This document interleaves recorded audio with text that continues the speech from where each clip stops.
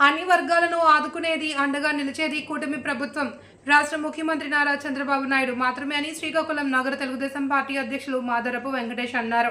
గత వైసీపీ ప్రభుత్వంలో అన్ని వర్గాల ప్రజలకు షాకులు కొట్టిన వారు మాత్రం షోకుల విలాసాలతో ఆకాశంలో విహరిస్తూ ప్యాలెస్లలో ఉంటారని, ప్రజా కంటక పాలన సాగించారని, అలాగే విద్యార్థులకు ఫీజు రియంబర్స్మెంట్ బకాయిలు 4,721 కోట్లు పెట్టి యువతను, విద్యార్థులను మోసగించి తీవ్ర ఇక్కట్లకు గురి చేశారని సందర్భంగా తెలిపారు.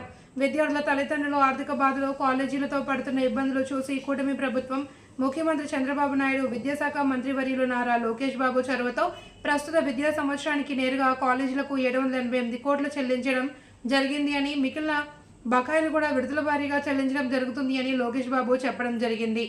ముఖ్యమంత్రి నారా చంద్రబాబు నాయుడు, ఉప ముఖ్యమంత్రి పవన్ కళ్యాణ్ కేంద్ర ప్రభుత్వ సమస్యలను ఎప్పటికప్పుడు సకాలంలో పరిష్కరిస్తూ రాష్ట్ర భవిష్యత్ భరోసా, రాష్ట్ర విద్యాశాఖ మంత్రివర్యులు నారా లోకేష్ బాబు తాము ఆకలి తీరుస్తున్న రైతన్నులకు అండగా అద్భుతమైన బడ్జెట్ అందించి అండగా నిలుస్తున్న రాష్ట్ర వ్యవసాయ శాఖ మంత్రివర్యులు కింజరాపు అచ్చెన్నాయుడు, కేంద్ర పౌర విమానయాన శాఖ మంత్రిగా రాష్ట్ర అభివృద్ధి కోసం, జిల్లా అభివృద్ధి కోసం నిరంతరం శ్రమిస్తున్న యూత్ ఐకాన్ కింజరాపు రామ్మోహన్ నాయుడు, శ్రీకాకుళం నియోజకవర్గ సమస్యలపై అసెంబ్లీ సాక్షిగా అదరగొడుతున్న సంచలన చరిత్రకారుడు, శ్రీకాకుళం నియోజకవర్గ శాసనసభ్యులు గొండు శంకర్కి యావత్ కూటమి ప్రజా ప్రతినిధులకు కృతజ్ఞతలు వెంకటేష్ తెలిపారు.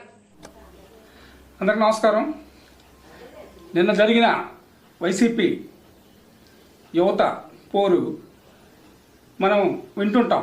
పెద్దలు చెప్తుంటారు సామెతోటి, నేతి బీరకాయలని. నిజంగా నేతి బీరకాయలు లేవు.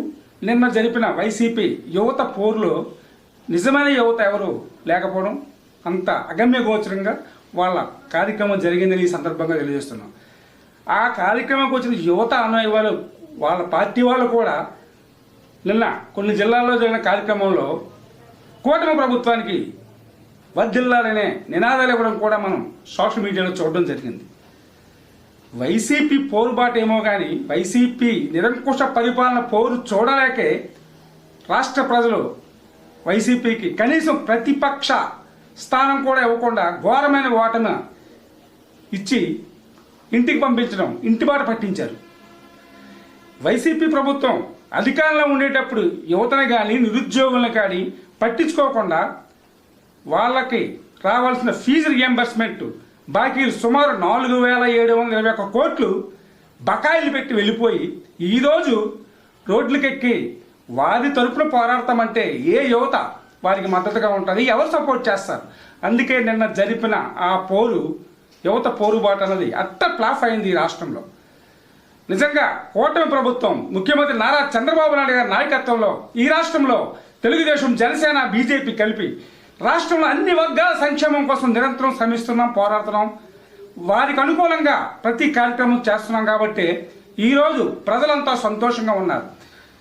రాష్ట్ర విద్యాశాఖ మంత్రిగా నారా లోకేష్ బాబు గారు యువగలం పాదయాత్రలో అన్ని వర్గాల సమస్యలు ఎలాగైతే చూశారో ఒక్కొక్కటిగా రాష్ట్ర ఆర్థిక పరిస్థితి దృష్టిలో పెట్టుకొని ఒక్కొక్కటిగా అన్నీ నెరవేరుస్తున్నాం.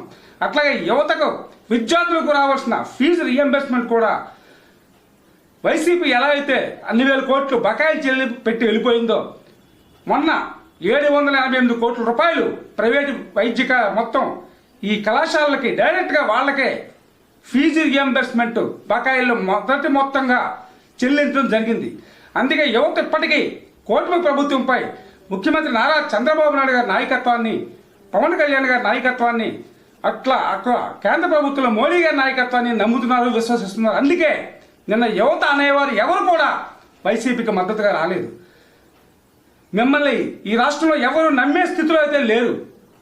ఎందుకంటే మీరు చేసినవన్నీ మీ పాలనలో ప్రతి ఒక్క వర్గానికి కించిపరిచే విధంగా వాళ్ళు ఆర్థికంగా దెబ్బ కొట్టి వాళ్ళని ఆ రోజు రోడ్డు ఎక్కించి, ఇప్పుడు మీరు రోడ్లు ఎక్కితే మిమ్మల్ని ఎవరు నమ్ముతారయ్యా?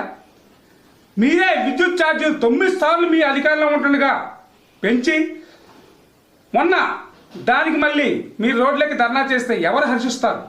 కూటమి ప్రభుత్వం ఎన్నికల్లో ఏదైతే హామీ ఇచ్చామో, కూటమి ప్రభుత్వం అధికారంలోకి వస్తే ముఖ్యమంత్రిగా నారా చంద్రబాబు నాయుడు గారు అయితే మేము కరెంటు ఛార్జీలు పెంచం అని హామీ ఏదైతే ఇచ్చారో హామీ కట్టుబడి ఉండి మొన్న సుమారు 25-26 సంవత్సరానికి సుమారు 14,000 కోట్ల రూపాయలు ప్రభుత్వం ప్రజల తరపున విద్యుత్ ఛార్జీల భారాన్ని ప్రభుత్వంపై వేసుకుని తప్ప ప్రజలపై మీలా వేయలేదే. అది నిజమైన ప్రజారంజక పరిపాలన అందించే ప్రజా ప్రభుత్వం అని ఈ సందర్భంగా తెలియజేస్తున్నాం. కాబట్టి ఎప్పటికైనా మీకు దొంగధర్నాలు, మోసపు మాటలు, మాయ మాటలు మానండి. మీకు అధికారం ప్రదర్శించినప్పుడు మీరు మానేసి ఈరోజు ఎవరి మీద పని మీరు ఏడుస్తారు. మీరు చేసేది ప్రజల కోసం కాదు, యువత కోసం కాదు, విద్యార్థుల కోసం కాదు, మీ పదవుల కోసం మాత్రమే ఈ దొంగ పోరు బాట చేశారు. కాబట్టి యువత ఎవరు, ప్రజలు ఎవరు నిన్నటి మీ పోరు బాట అన్నది అట్టర్ ప్లాఫ్ రాష్ట్ర వ్యాప్తంగా చేశారని ఈ సందర్భంగా తెలియజేస్తున్నాం.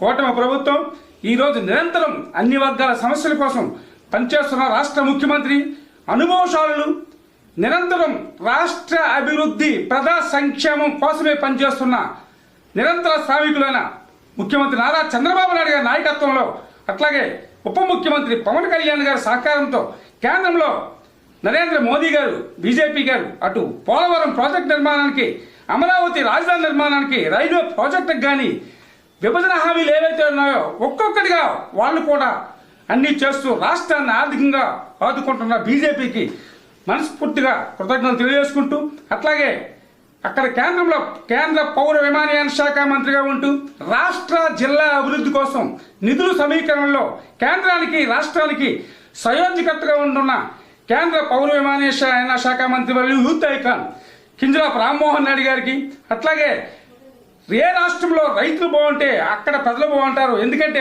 మనకు కలుపు నింపాలంటే రైతన్న నిరంతరం